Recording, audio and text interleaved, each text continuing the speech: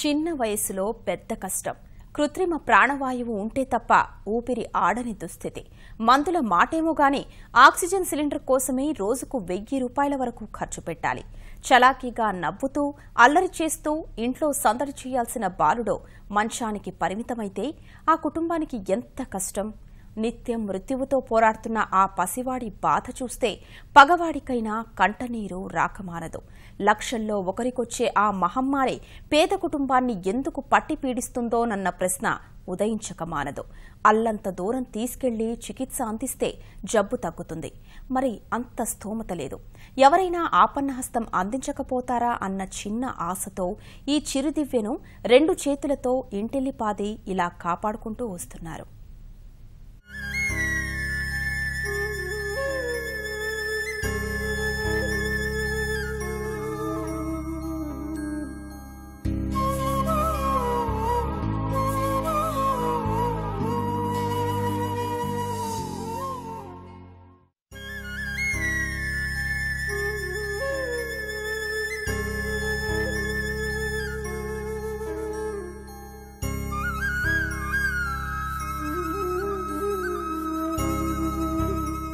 తూర్పు గోదావరి జిల్లా అల్లవరం మండలం రెల్లుగడ్డకు చెందిన 12 ఏళ్ల ఈ బాలుడి పేరు Chatla Sudheer Varma. Pulmonary hypertension అనే వ్యాధితో 4 ఏళ్లుగా బాధపడుతున్నాడు. తండ్రి అనారోగ్యంగా ఉన్నప్పుడు బయటపడిన ఈ వ్యాధి ఎన్ని ఆసుపత్రులు తిరిగినా నయం కాలేదు.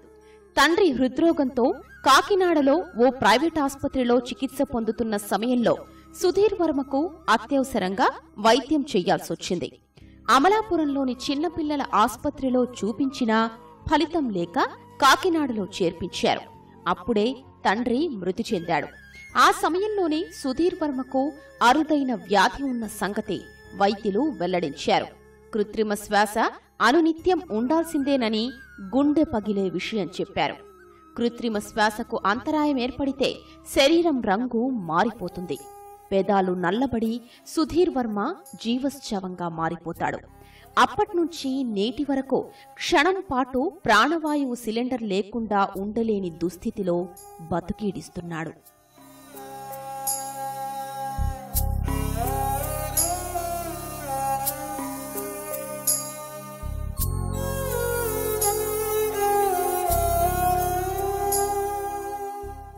నాకు ఊపిపడుతుంది, కాళ్ళు చేతులు లాగతాయి.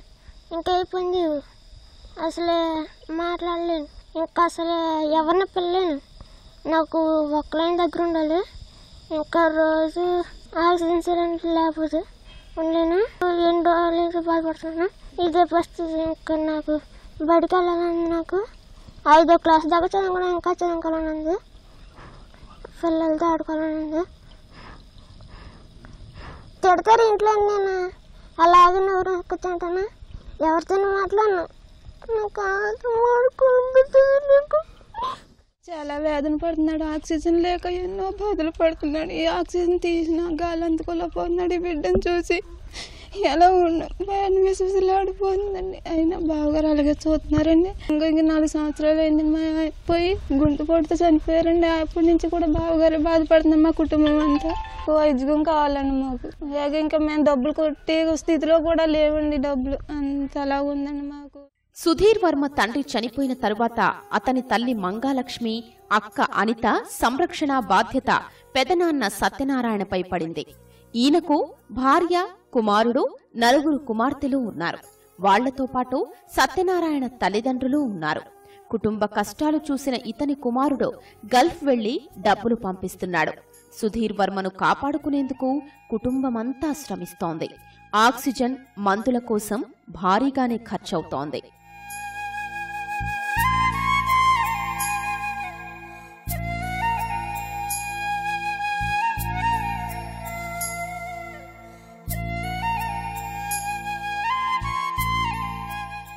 చిన్నతనంలో ఒక సిలిండర్ 7 రోజులొచ్చేది. వయసు పెరిగింది. సిలిండర్ ఒక్కరోజే వస్తోంది. ఒకటి పూర్తవకముందే మరో సిలిండర్ సిద్ధం చేస్తున్నారు.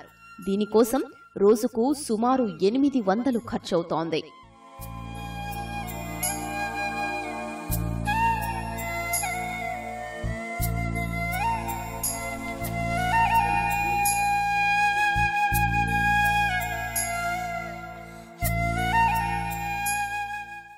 తమ్ముడు చనిపోయిన కాడి నుంచి ఇంకా ఆక్సిజన్ మేమే, ఈ కుర్రోడికి నేనే పాటలు పడి ఇలా తిప్పలు పడి ఇక్కడ చేస్తున్నాం. కొద్దిగా పాండిచేరి కానీ కాకినాడ కానీ అది ఢిల్లీ కానీ తీసుకెళ్ళమంటున్నారండి.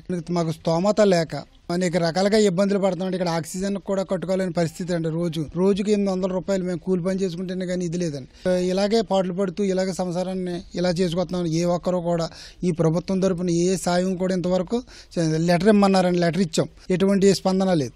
మాకు సహాయం చేస్తే ఈ అబ్బాయిని మరి మేము చూపించి ఈ బిడ్డను బతికించుకోవాలని ఆశపడుతున్నాం. ఒక్కడే పడుతున్నాడండి పోట్లు, ముసలితోటి పిల్లలతోటి అందరితోటి కూడా ఒక్కడే పడుతున్నాడండి బాబు. డబ్బులు లేక అయ్యా నీకు బాధలు పడుతున్నాడండి. అడిగి సాయం అవ్వలేదు, గవర్నమెంట్ కూడా సాయం చేయలేదు. అయ్యా అలాగే ఉందండి బాబు మా పరిస్థితి, కూలిన పరిస్థితి, కొంపలేదు కూలిందండి బాబు.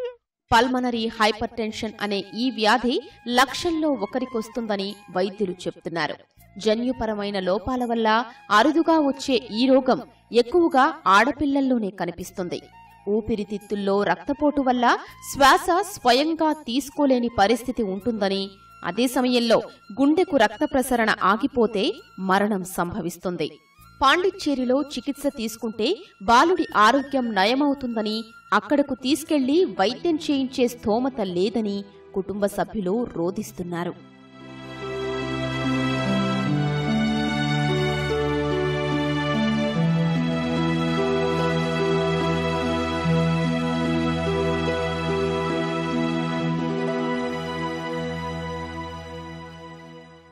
ఆరోగ్య శాఖ మంత్రి కామినేని శ్రీనివాస్ గారి దగ్గరికి, అలాగే మన రాజప్ప గారి దగ్గరికి అక్కడ బెండమూరులాంకి వచ్చినప్పుడు తీసుకెళ్ళడం జరిగింది సార్. వాళ్ళు స్పందించారు, కానీ రిజల్ట్ మాత్రం రాలేదు సార్. ఈ కుర్రోడ్తో రోజుకు నెలకి 30,000 ఖర్చు అవుతుంది. కూలి పని చేసి ఈ విధంగా వాళ్ళు పాపం చాలా హీనమైన స్థితిలో ఉన్నారు. ఊపిరి కోసం పోరాటం చేస్తున్న ఈ పిల్లాడి దయనీయ గాథ ఇది. ప్రభుత్వం దాతలు స్పందించి ప్రాణాలు నిలపాలని వేడుకుంటున్నాడు. కెమెరామెన్ రమేష్తో సాయి, ఈటీవీ న్యూస్, తూర్పుగోదావరి జిల్లా.